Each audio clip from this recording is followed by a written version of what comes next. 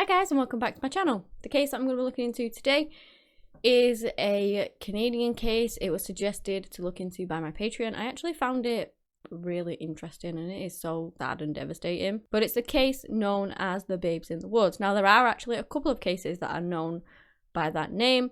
This is the Canadian one. The young Canadian John Does. It's a story of two tiny skeletons found in a place called Stanley Park, and it was one of Vancouver's oldest unsolved mysteries. This case, as I've already mentioned, was suggested by my Patreon Caillou, so thank you for that. I appreciate any suggestions you guys have, and if you do have any more, please do let me know.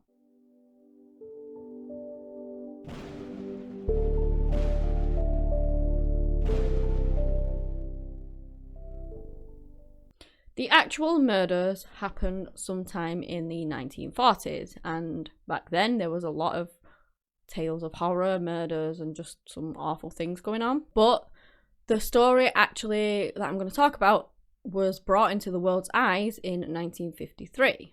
And again, they were found in Stanley Park. It is this beautiful place. It's like got 1,000 acres. It's full of trails, woods. It's just a place where, very public place where lots of people go, and it is absolutely beautiful. It's got lagoons. People enjoy going up there for hikes, walking the dogs, just spending time in the outdoors and enjoying the outdoors. However, it does have a dark past and a dark side that the tourists don't really see, because hidden in that park were at the very least these two little skeletons. And so it makes you wonder what else that is dark and horrific is that park harbouring. It is harbouring a darkness too. So along with the beauty and the light, it has this eerie darkness over it. And when this man who was working sort of with the park walked over near Beaver Lake, this is when he uncovered one of them. Albert Tong was working with the Vancouver Park workers to help clear some brush, because it was this really bad fire hazard, as you can imagine. He had been in and around the area for for a good few weeks, clearing it all up, and he was working away. And this is when he stepped on something and he heard a cracking sound. Wondering what that cracking sound was, all he looked down to see was leaves. So he brushed over the leaves, and that is when he saw this woman's coat. Obviously the coat is not going to make the cracking sound, so he removes this woman's coat. And it's been sat there for a while, you know, it's all old and dirty and whatnot. And he removes that, and this is when he finds the skeletal remains of two little children, human remains. And what he actually stood on was one of their skulls. So, I don't understand this. I don't know why this happened, but finding those bodies, he never reported it to the police straight away. He did report it, but it was the next morning when he did so. He finished our shift, he went home, and he said it was because he wanted to ponder on what he had found and that, you know, he had been busy. And then obviously the next morning comes around and he figures that he better report it, so he did so. The police arrive and they begin clearing out the area, trying to find their crime scene, trying to find any evidence or anything that could be to do with the case. They were scouring the entire area for all of that. There were years of leaves there, you know, that had all rotted away and things like that. So they're just clearing the area. And obviously they have found the children's skeletons. One skeleton was a little bit smaller than the other and was lying face down in the earth. And the other one, which was a little bit bigger, was laid across the legs of the smaller one. The smaller one still had this Air Force, like a pilot leather helmet style, do you know what I mean, from the war. So it was all the range, all the kids were wearing it, pretending that they were pilots in the Air Force, and it was a very popular thing, but the skull still had that on. They also found these leather belts around what would have been their waist and these brown shoes. They were identical brown shoes as well, they both had the same brown shoes on, and as you can imagine, over the years, tree roots had grown all around the bodies and actually through some of the bones, so they had to be very careful trying to, when the stage came, when they were going to remove the bones, they had to try and do it very delicately. And then, as I said before, they had been covered up by the woman's coat. The other flying helmet was close by, so both of them were wearing the flying helmets.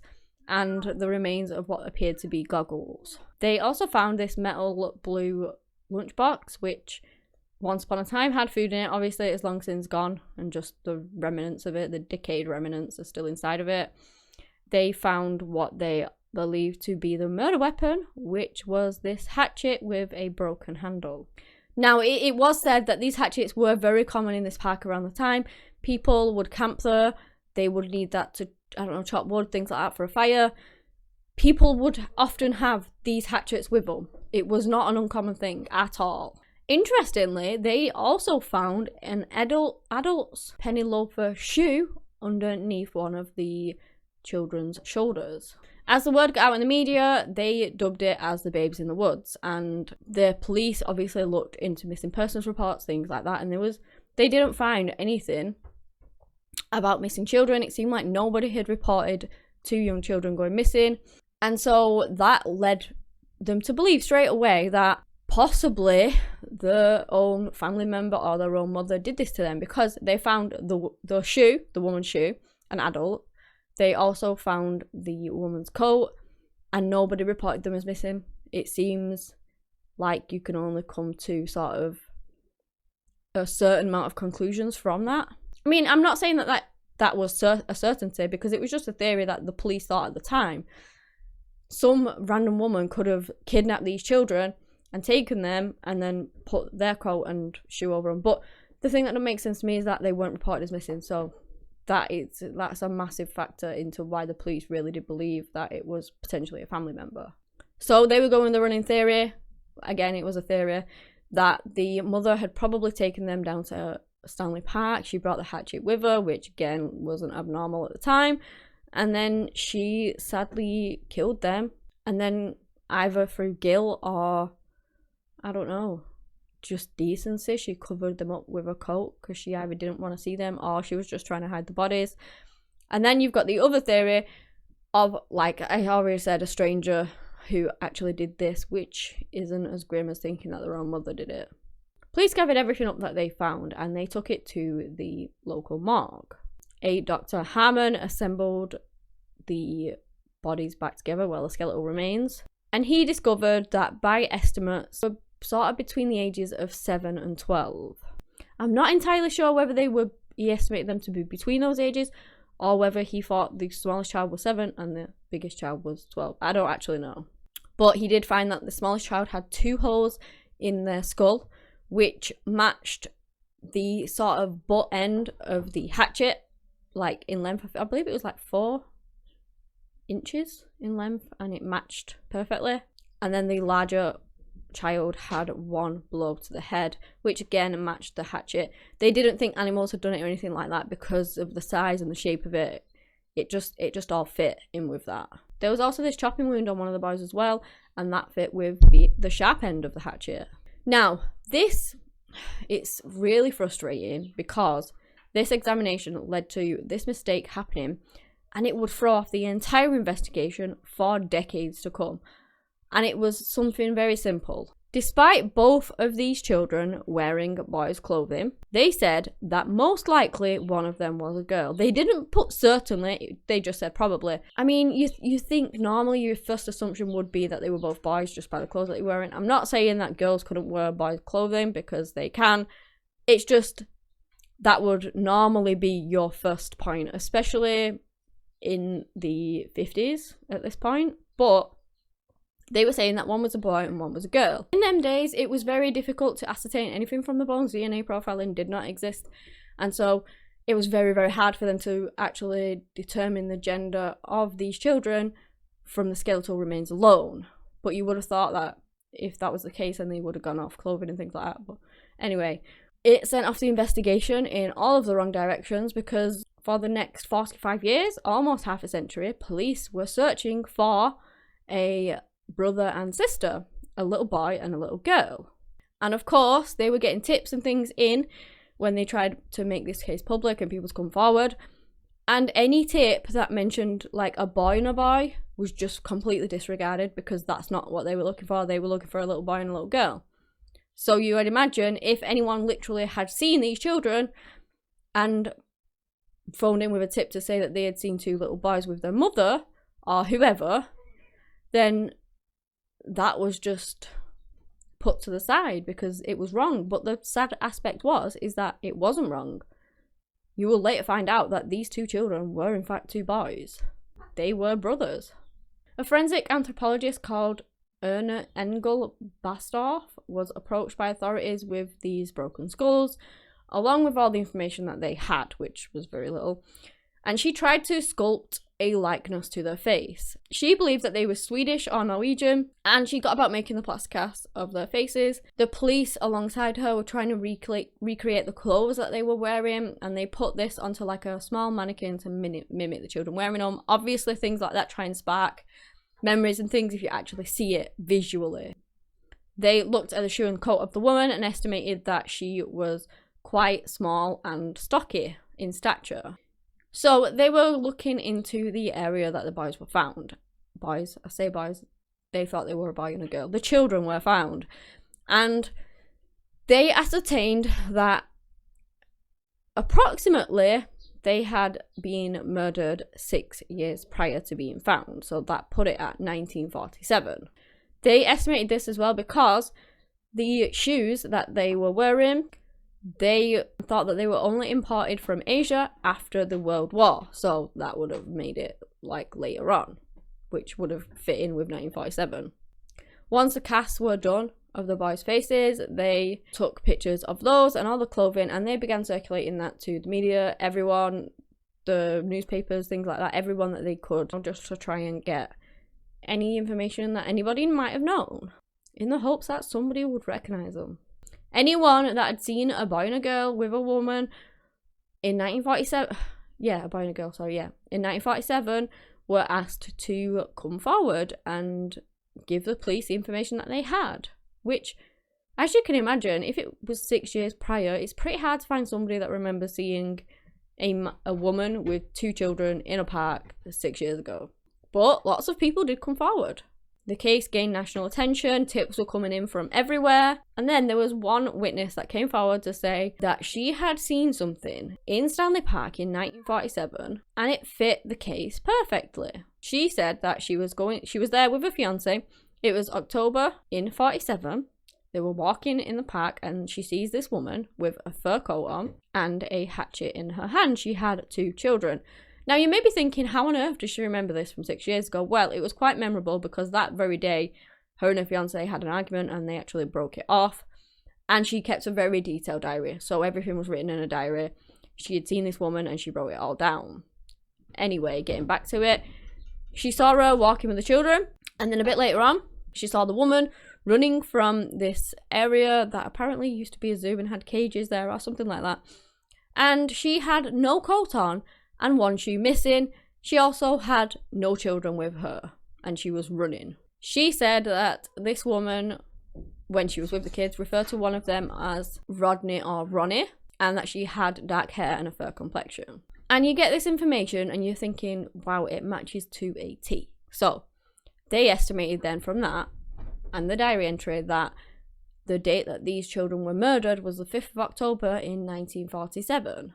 And they centered their investigation once more around that date. And with the more information that they got, again, they were still thinking that it was probably a woman who had murdered these children. Whether it was a family member or a stranger, it was still most likely a woman because of the strength of the blows that were the killing blows. And they were kind of thinking that they had gone to Stanley Park, she had dragged the smaller child back, killed that child, rolled the body close to a log, and then gone after the bigger child, dragged them backwards over the feet of the small child, and then she covered their bodies up with the coat, either through shame or just trying to hide them. Possibly because due to the terrain and things, she wasn't actually able to bury them. There's also a theory that maybe she was ashamed after doing what she did, and that was the cover, was to hide how ashamed she was, just to cover them up so she didn't have to look at them anymore. In a rush to leave the area, possibly her shoe had gotten jammed under like a tree root or the shoulder or something, and her foot slipped out of it and she just left it behind and ran, not wanting to get caught. The police then theorised that possibly this woman took her own life after that. Police did everything they could. There was a detective called Don Mackay who followed up on all the leads. He was going out looking for missing children, like people who, I don't know, if he assumed that the children were missing, he would go there and he would have to see them with his own eyes so that he was certain that those weren't the children in the woods, because he had seen them and they were alive and well. He was really, really dedicated to the investigation. And there was this one lead as well that a woman had actually claimed that her children had gone missing one day. So he goes and he looks into it. And she claimed that she put them up for adoption. He wanted to see the children for himself. Like I said, that's what he kept doing. But when he asked his supervisors if he could chase up the lead, they told him no. So he was not able to chase up that lead. And he would actually pass away thinking that he solved the case, because he really thought that this woman who had adopted her children out, that her children were actually the babes in the woods. So he honestly believed he'd solved it. The years passed and they were no closer to solving this case. They were no closer to an identity for the children. And it was now 1960. They stated that they really didn't want to bury the children because they still had not solved anything. They still had an open investigation and that would really impact it. So the remains were in boxes in the coroner's office for 25 years. Then the years passed by, technology progressed, DNA profiling progressed, and in 1996, DNA profiling actually became part of like a forensics toolkit, and this is when investigators reopened the Babes in the Woods case file. The bones were taken to a UBC scientist, Dr. Sweet, who had developed this technique to extract DNA from teeth. It would have cost $10,000. And interestingly enough, it is actually the last thing to decay of a human body, which is something I didn't know.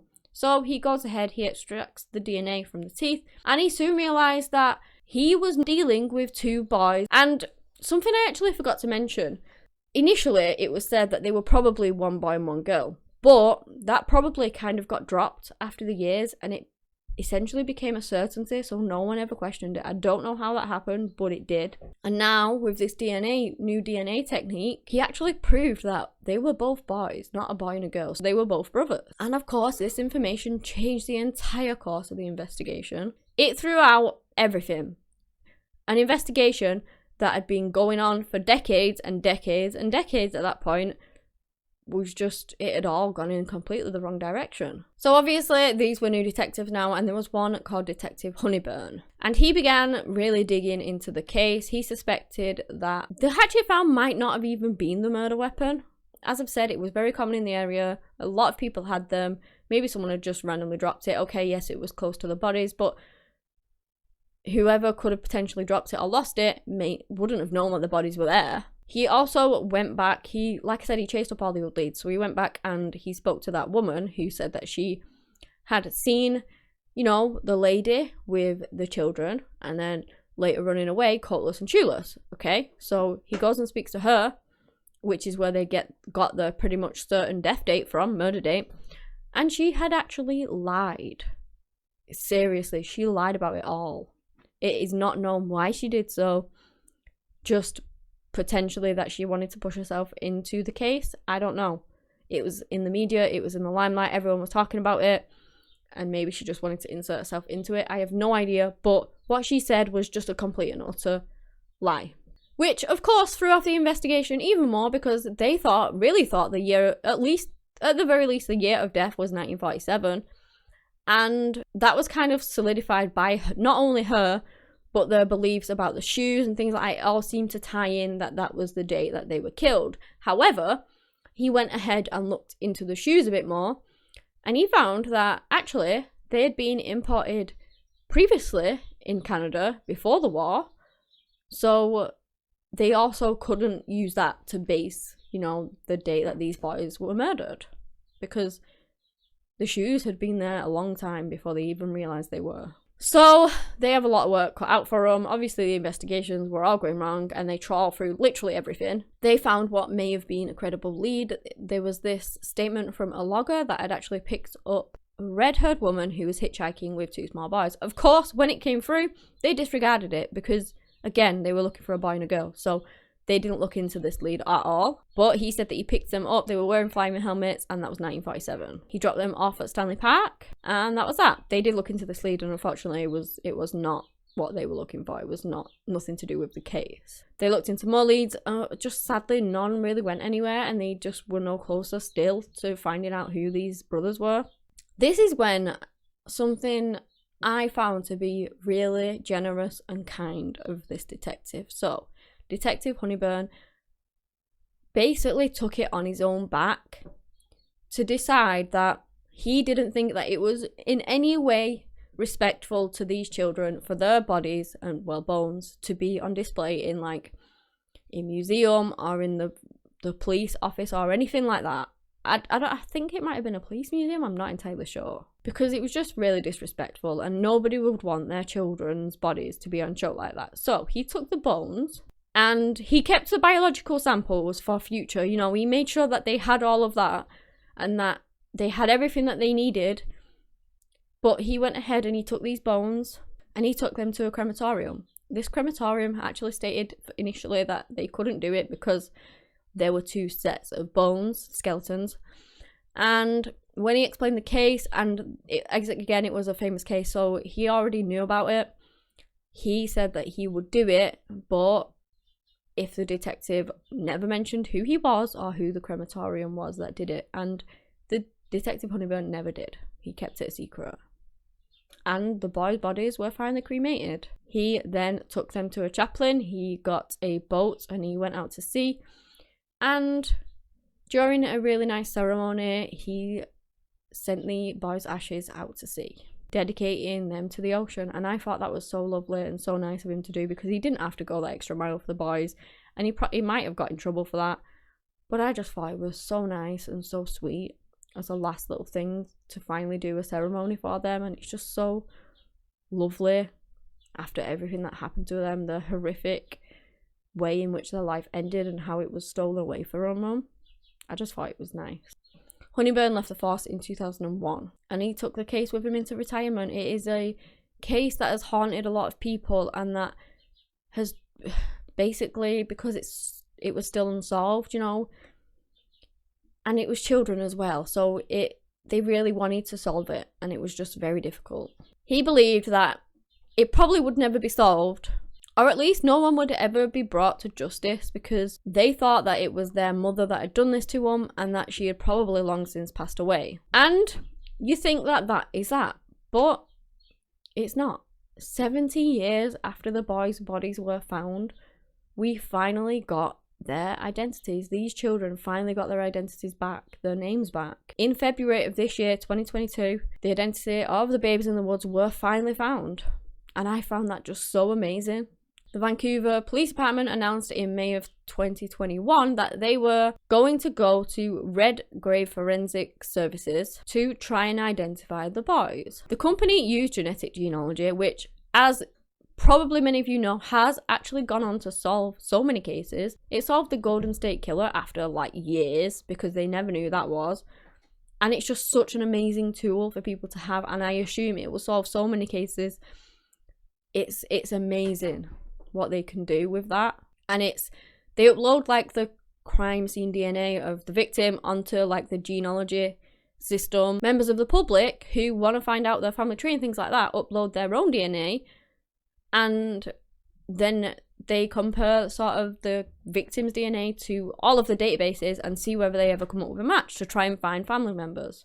And it did. They were actually able to identify one of the boys' maternal grandparents. The police on the 15th of February in 2022 finally announced that these boys were 6-year-old David Dalton and 7-year-old Derek Dalton. David was born on the 27th of February in 1940 and Derek was born on the 24th of June in 1941. They were both sons of Eileen Bosquet, who died in 1996. They were half-brothers who lived in poverty, and they went to Henry Hudson Elementary School in Kitsilano, and sadly they were never reported as missing.